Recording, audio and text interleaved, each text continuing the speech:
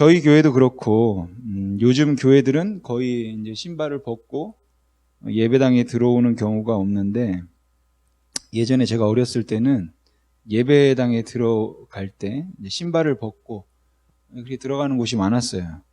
저희 아버지가 얼마 전에 은퇴하셨는데, 그 아버님이 목회하셨던 교회도 신발을 벗고 예배당에 들어가는 그런 구조였습니다.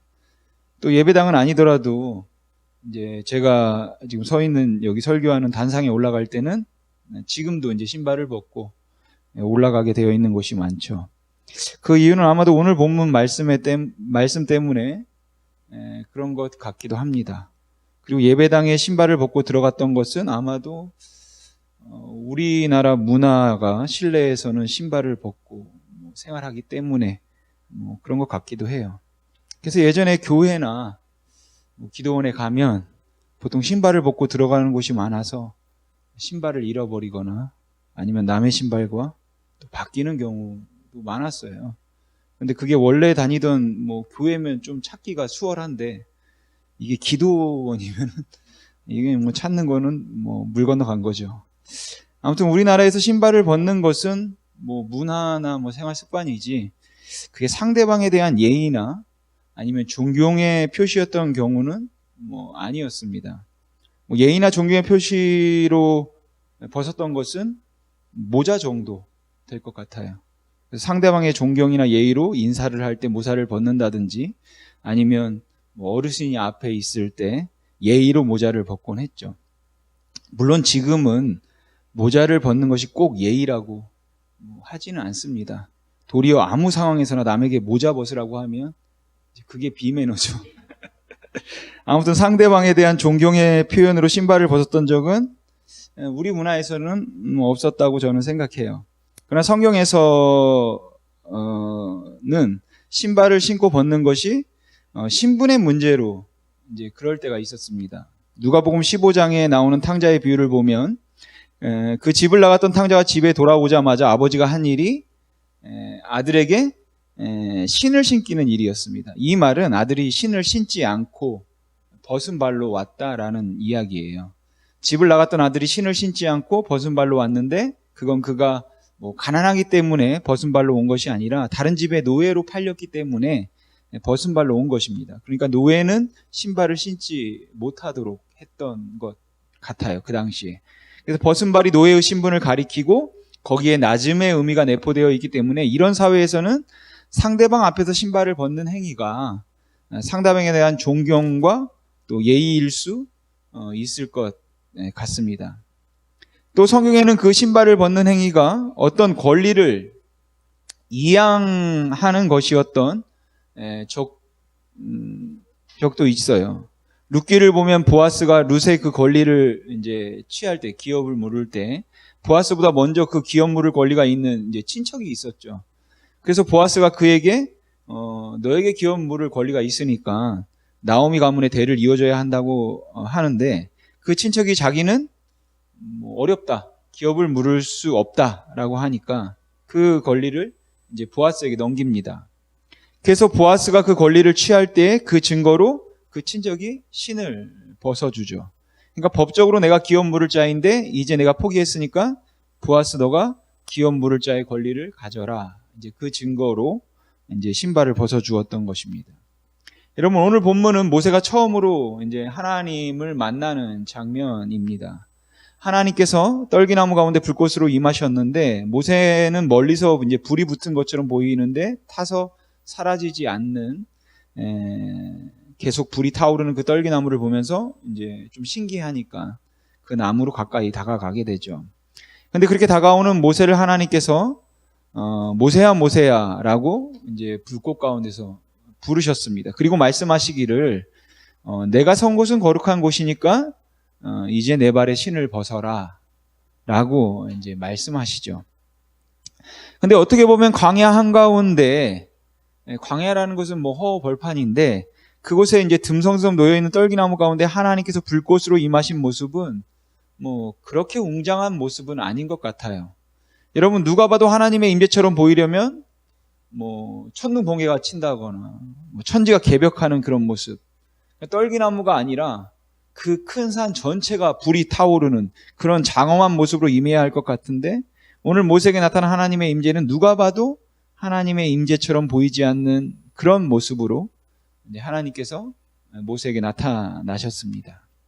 이 장면에 대해 유명한 구약 신학자인 오토 카이저라는 분은 자신이 보잘것없어 보이는 열등감에 사로잡혀 있는 모세를 만나기 위해서 하나님께서는 웅장하고 거창하게 임하시기보다는 떨기나무 가운데 아주 낮게 임하셨다라고 말하기도 해요. 그러나 그렇게 낮은 모습으로 하나님께서 임하셨다고 하더라도 하나님의 임재는, 그렇게 보잘것없는 모습으로 임하셨다고 하더라도 하나님의 임재는 모세가 함부로 접근할 수는 없는 것이었습니다. 그래서 하나님께서는 모세가 다가오는 것을 금하셨고 그 말에서 신발을 벗어라 라고 말씀하셨죠. 여러분, 왜 신발을 벗으라고 하셨을까요? 어떤 분들은 하나님께서 모세를 이제 하나님의 일꾼으로 부르셔서 이제 모세가 하나님의 종으로 하나님께서 명하시는 일을 해야 하기 때문에 그 하나님이 부르신다는 의미에서, 즉 이제부터 너는 내 종이 되어서 나를 섬겨야 할 것이기 때문에 신발을 벗으라 그렇게 말씀하셨다고 이해하기도 합니다. 또 어떤 분들은 지금 이슬람과 마찬가지로 당시 대부분의 사람들이 하나님께 예배하기 위해서는 반드시 신발을 벗었으니까 성전에서 섬기던 제사장들은 다 맨발로 섬겼습니다.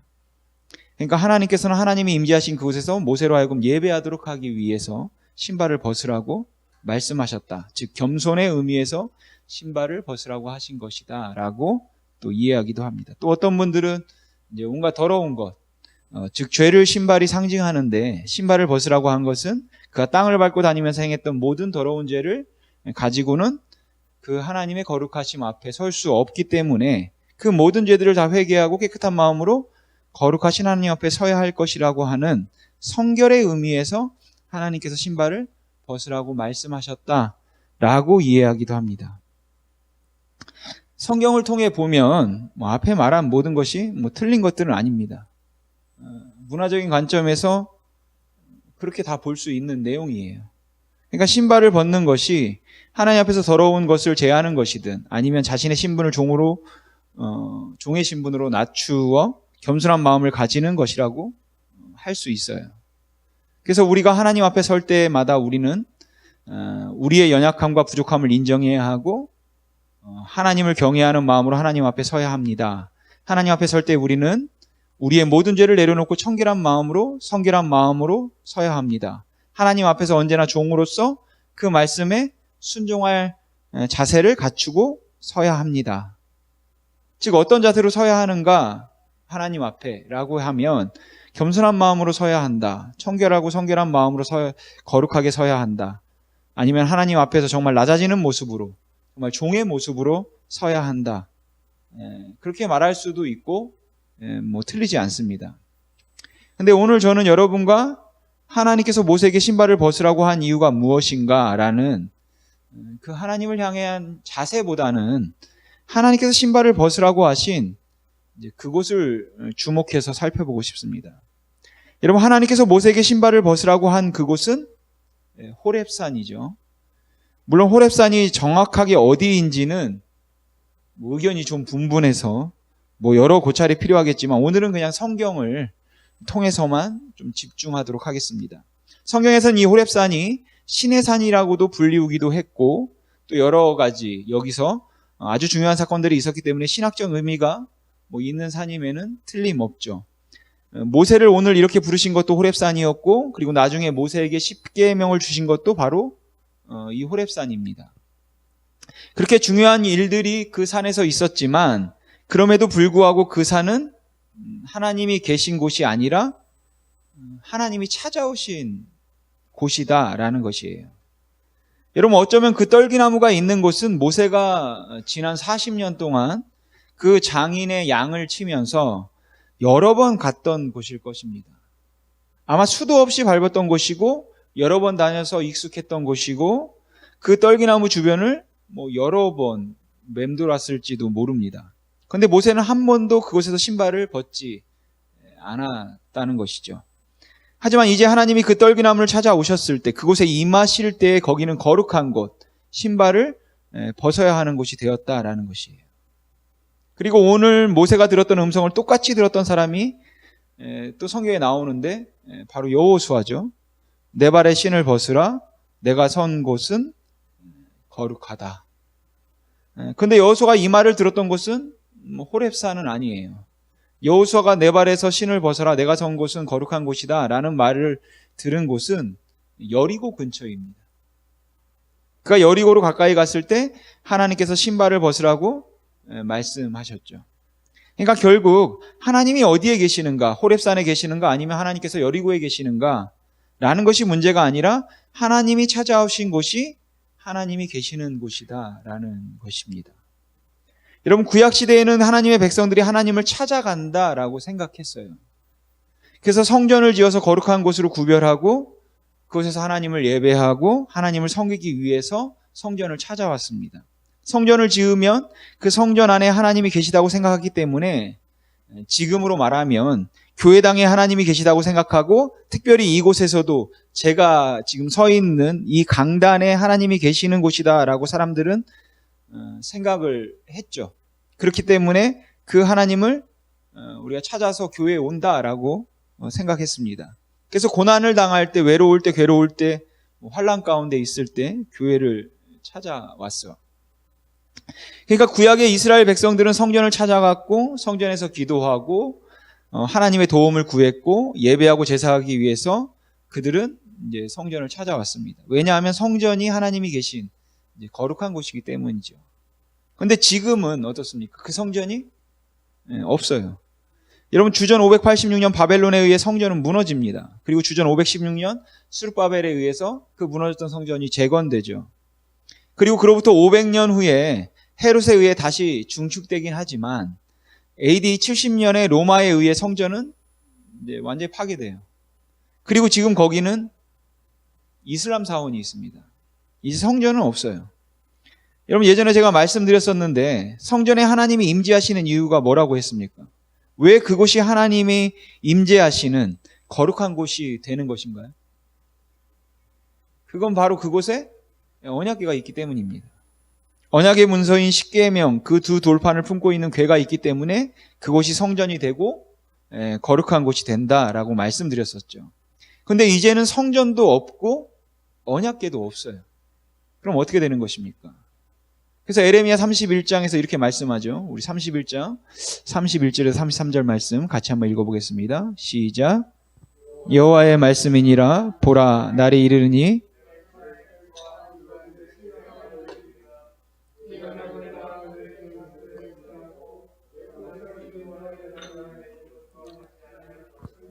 내가 그들의 남편이 되었어도 그들이 내 언약을 깨뜨렸음이라. 여호와의 말씀이니라.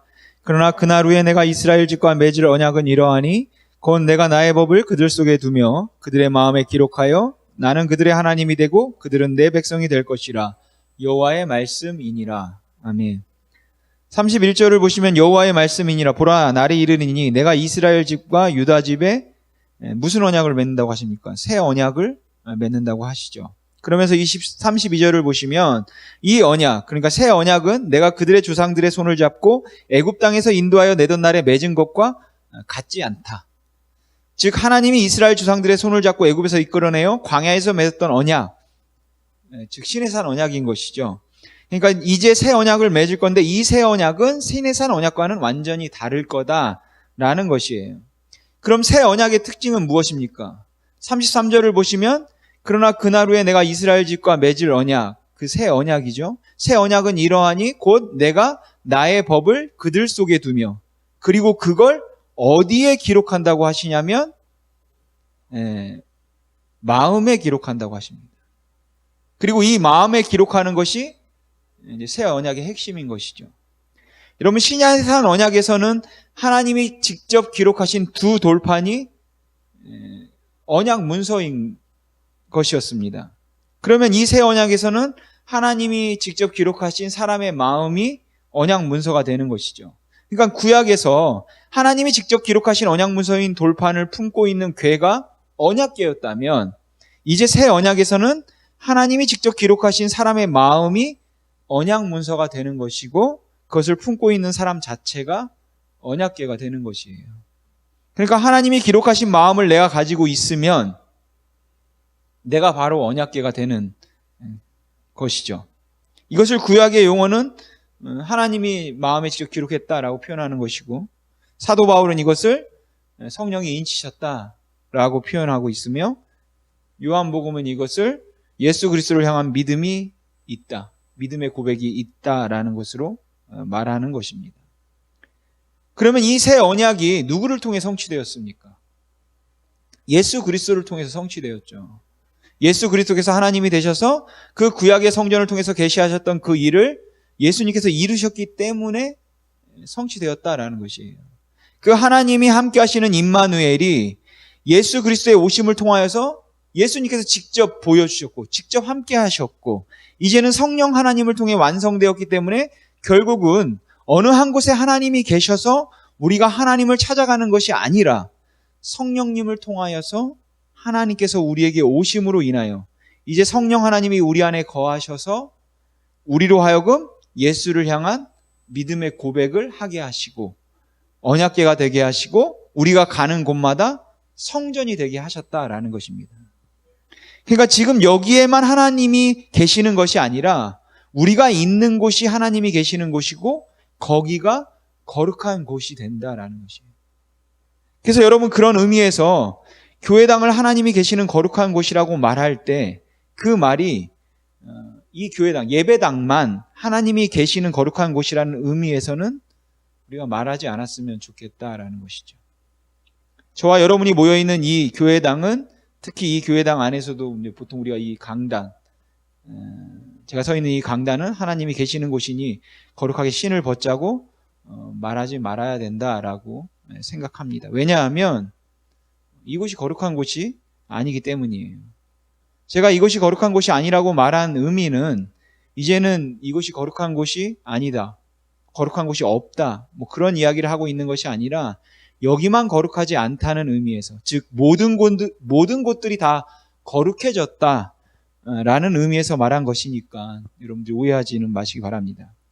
그리고 그런 의미에서 목사를 성직자라고 부르는 것에 대해서도 우리가 좀 생각해 볼 필요가 있는 것이죠. 물론 목사는 성직자가 맞습니다. 근데 목사만 성직이 아니기 때문에 우리가 좀 생각해 볼 필요가 있다라는 것이에요. 여러분, 목사가 성직인 이유는 이 일을 하기 때문에 성직이 아니라 하나님의 부름을 받고 하나님의 원하심으로 하나님을 향해 살고 있기 때문에 우리가 성직이다라고 부르는 것이죠. 그러니까 여러분이 직장 생활을 하고 계시든지 뭐 전문적인 일을 하고 계시든지 사업장을 운영하고 계시든지 식당을 하든지 가게를 하든지 여러분이 무슨 일을 하고 계시든지 여러분들에게 지금 맡겨진 그 일이 하나님께서 여러분에게 맡기신 일이라 하나님의 영광을 위해서 살아가고 있다고 여러분이 생각한다면 여러분들이 하고 있는 그 일이 다 성직이라는 것입니다. 그러니까 여러분이 저를 성직자라고 부를 때 제가 하는 일만 성직이 아니기 때문에 여러분이 나도 성직자고 목사님도 성직자입니다 라고 말하면 제가 오케이 하겠는데, 목사님은 성직자고 나는 평신도입니다 라고 말하면 그건 좀 그렇다라는 것이죠. 여러분, 그렇지 않습니다. 우리의 삶이 다 하나님을 향한 것이라면 다 성직인 것이에요. 오늘을 우리가 거룩한 주일이라고 부르죠. 그 주일이라는 말의 의미는 이날이 주님의 날이다라는 뜻이잖아요. 그리고 그거를 부인할 사람은 아무도 없을 것입니다. 근데 제가 하고 싶은 질문은, 그러면 월요일은 누구의 날입니까? 라는 것이에요. 오늘은 주님의 날이고 월요일은 뭐 내 날이 되는 건가요? 그렇지 않잖아요. 월요일도 주님의 날이고 화요일도 주님의 날이고 다 주님의 날이죠. 근데 이 날을 우리가 주님의 날이라고 구별하는 이유는 이날만 주님의 날이기 때문에 그런 것이 아니라 이 날을 구별함으로 모든 날들을 거룩하게 하기 위해서인 것입니다. 이 날을 거룩하게 하나님 앞에 드림으로 인하여서 그렇게 구별된 모습을 통하여서 우리는 우리의 삶 전체가 하나님이 동행하시고 하나님이 우리와 함께 하시는 그런 하나님의 임재가 있는 삶이라는 것을 우리가 고백하는 것이죠. 여러분, 헌금을 왜 하십니까? 11조를 왜 하시나요? 11조가 폐지됐냐 안 폐지됐냐 그런 것을 논하는 것이 아니라 그냥 우리가 헌금을 왜 하냐라는 것이죠. 그 드린 헌금만 여러분 하나님 것인가요? 그 10분의 1만 하나님의 것이어서 드리는 것입니까? 그렇지 않잖아요. 모든 것이 하나님 것이잖아요. 여러분, 우리가 하나님께 헌금을 드리는 이유는 모든 것이 하나님의 것임을 우리가 고백하는 것이죠. 내가 누리는 모든 것은 하나님께로부터 온 것임을 인정하고 그 고백으로 우리가 헌금을 하는 것이고, 또한 그 재물에 내 마음이 없음을, 내 마음은 하나님에게 있다라는 그 고백으로 우리가 드리는 것입니다. 그러니까 재물이 있고 없음이 중요한 것이 아니라 하나님과 함께하는 삶이다라는 것을 우리가 그 헌금을 통해서 고백하는 것이죠. 여러분, 오늘 하나님께서 모세에게 내가 선 곳은 거룩한 곳이니 신발을 벗으라는 말씀은 신발을 벗는 것이 겸손을 의미할 수도 있고 거룩과 성결을 의미할 수도 있고 또 그 모두를 의미할 수도 있다고 해서, 그래서 예수를 믿는 사람들은 어디에서나 겸손과 거룩 그리고 성결을 추구해야 한다. 그러니까 우리는 거룩해야 한다. 우리는 성결해야 한다. 우리는 정말로 하나님 앞에서 바르게 살아야 한다. 라고 말을 하는 것이 하나도 문제가 되지는 않습니다. 사실 그렇게 말하고 우리가 결단하고 결심하는 것 굉장히 중요하다라고 생각하는데, 그럼에도 불구하고 우리 교회가 좀 미흡했다고 생각되는 부분이 있다면 그것은 바로 성결하고 거룩하고 깨끗하고 바르게 살라는 그 말이 교회에서만 적용되었다라는 것이에요. 하나님이 서 있는 거룩한 곳이 여기라고만 생각하게 했다는 것이죠. 우리가 가끔 교회에서는 겸손하고 친절한 사람이 교회 밖에서는 교만하고 무례하다라는 이야기를 듣거나 볼 때가 있습니다. 그리고 그럴 때 우리는 그것이 위선이다라고 생각해요. 사람들이 너무 위선되기 때문에 교회에서는 친절하고 교회에서는 정말 겸손한데 밖에만 나가면 무례해지고 밖에만 나가면 아주 교만해진다고, 그래서 위선된 사람들이다 라고 그렇게 생각합니다. 근데 그 생각이 좀 틀린 것 같다라고 요즘 생각합니다. 왜냐하면 교회에서는 많은 교인들이 진심으로 겸손하고 진심으로 친절합니다. 정말 존경스러울 만큼 교회 안에서 친절하고 진심으로 겸손해요. 그리고 교회 밖에서도 진심으로 교만하고 진심으로 무례합니다. 정말로 무례하고 정말로 교만하다라는 것이죠. 여러분, 위선이라면 평소에는 교만하던 사람이 교회 와서 겸손하려면 왠지 이게 좀 어색해야 될 것 같은데 굉장히 자연스러워요. 그렇지 않습니다.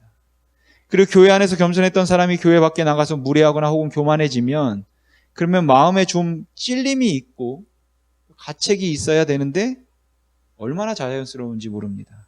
전혀 가책이 없죠. 그러니까 교회에서는 정말 친절하고 정말 겸손합니다. 그리고 교회 밖에서는 정말 무례하고 정말 교만하다라는 것이죠. 왜 그럴까요? 저는 그것이 단순히 위선의 문제가 아니라 신학적인 잘못된 가르침 때문이다라고 생각해요.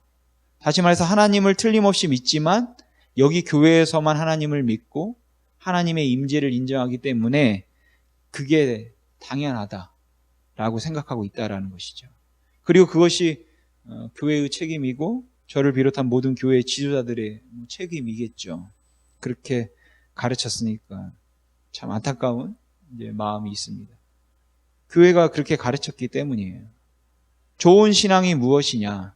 믿음 생활을 잘한다는 게 어떤 거냐? 라고 했을 때 교회에서 열심히 봉사하고 교회 나와서 교회 일 열심히 하고 그리고 교회 일을 잘하면 그러면 훌륭한 신앙이라고 가르쳤고 그렇게 생각을 하게 만들었다라는 것입니다. 그래서 어떻게 하면 교회 생활을 잘할까? 어떻게 하면 교회 봉사를 많이 할까? 어떻게 하면 교회 헌금 많이 하고 어떻게 하면 교회 부흥하는데 조금이라도 더 일조할 수 있을까? 그것들을 많이 가르치고 그게 하나님 앞에서 사는 삶이고 여기가 거룩한 곳이니 거룩한 곳을 찾아와서 하나님을 예배하고 하나님 섬기고 하나님 앞에 드리고 그리고 이곳에서 충성되게 살라고 말했다라는 것이죠. 그런데 그것만 강조를 해서 가정에서 어떻게 살아야 하는지, 그리고 직장에서 하나님의 사람으로 어떻게 살아야 하는지 그것에 관해서 말해준 적이 없고 그런 것들은 강조하지도 않았습니다. 그냥 여러분 하나님 사랑하십니까? 그러면 교회에 자주 오십시오. 많이 나오세요. 라는 말 말고 교회가 달리 한 것이 없었고 거룩하게 살아야 됩니다 라고 말하면 그 거룩한 삶이란 결국은 기도 많이 하고 헌금 잘하고 성경 보는 거라고만 가르쳤습니다. 그러니까 많은 교인들 입장에서는 그 설명에 의한다면 자신의 삶이 위선이 아니라 교회 밖에서는 정말로 교회에서는 정말로 하나님 앞에 겸손한데 교회 밖에 나가서 직장에서, 가정에서 거기는 하나님이 안 계시는 곳이라고 생각하는 게 어쩌면 당연할지도 모르다라는 것이에요.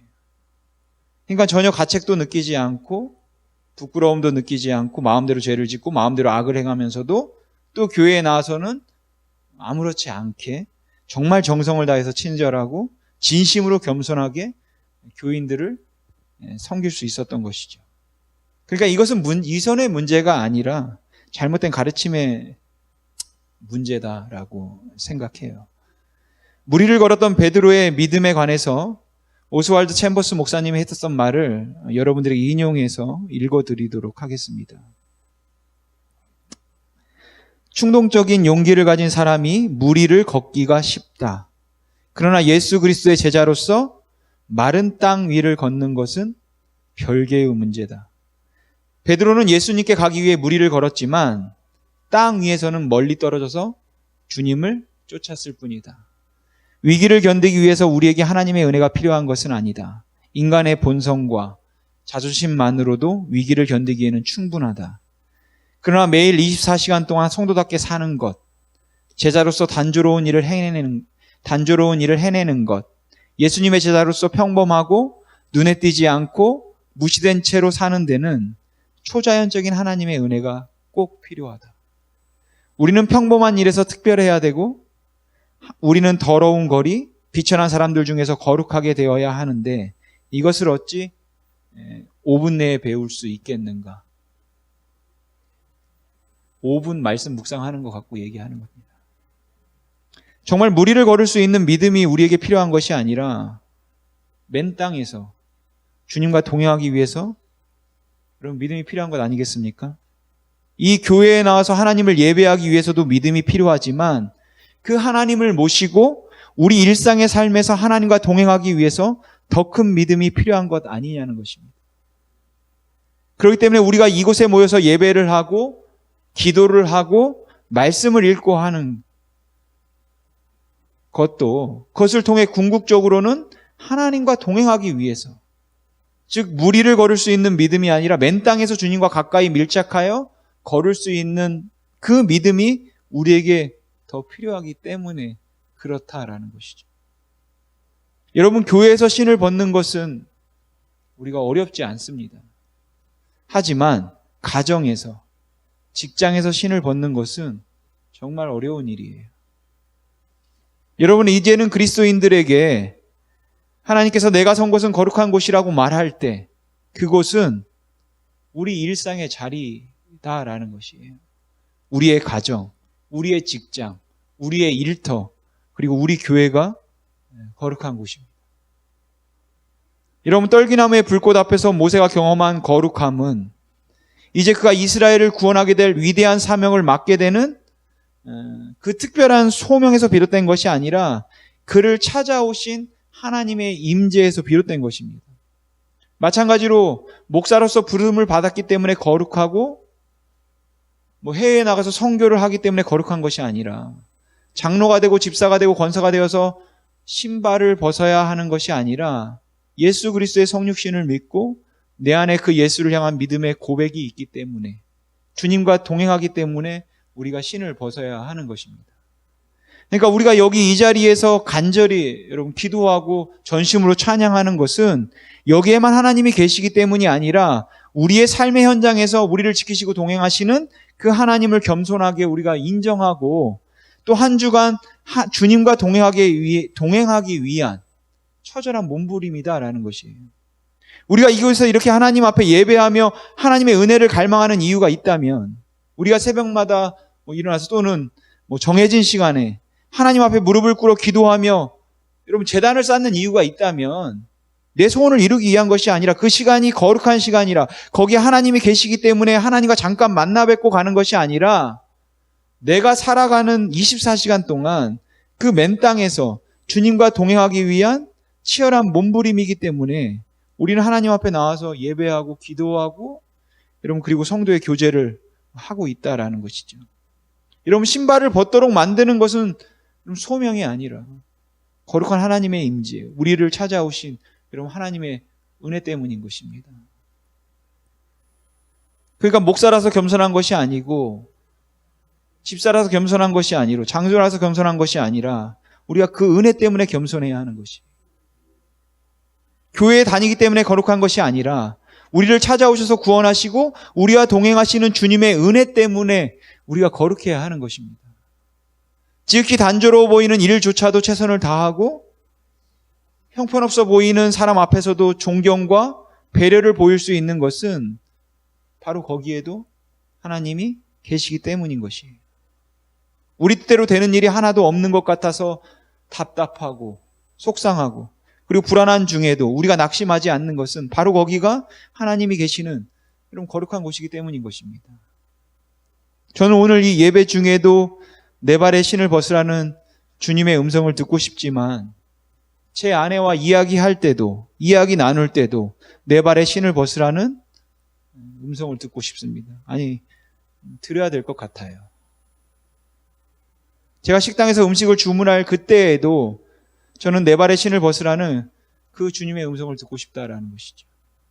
사람들이 잘한다고 칭찬해 줄 때에도 내 발에 신을 벗으라는 그 음성을 들어야 할 것이고, 사람들이 이유 없이 비난하는 것 같고 조롱하는 것 같아서 낙심될 때에도 내 발에 신을 벗으라는 그 음성을 우리가 들어야 할 것입니다. 그러니까 우리가 어디에 있든지 어떤 상황 가운데 있든지 내 발에 신을 벗으라는 음식을 들을 수 있는 곳, 그것이 바로 여러분 하나님이 찾아가신 곳인 것입니다. 그래서 우리의 신앙의 현장에서는, 우리가 살고 있는 그 삶의 터전에서는 어쩌면 신을 벗는 것이 무엇을 의미할까, 이것보다 어디에서 신을 벗어야 하는가라는 것이 더 중요한 문제인 것이에요. 사랑하는 성도 여러분, 저와 여러분의 삶의 현장이 하나님이 계시는 여러분 거룩한 곳이기를 소망합니다. 여러분이 자녀와 이야기를 나눌 때, 남편과 또는 아내와 이야기를 나눌 때, 여러분들이 길거리에서 사소하게 사람들과 대화를 나눌 때도 내 발에 신을 벗으라, 거기는 내가 서 있는 곳이다 라는 그 음성을 우리가 들을 수 있기를 바랍니다.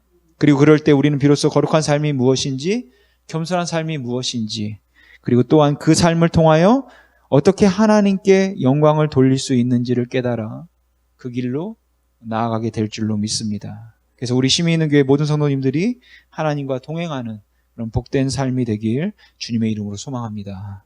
기도하겠습니다.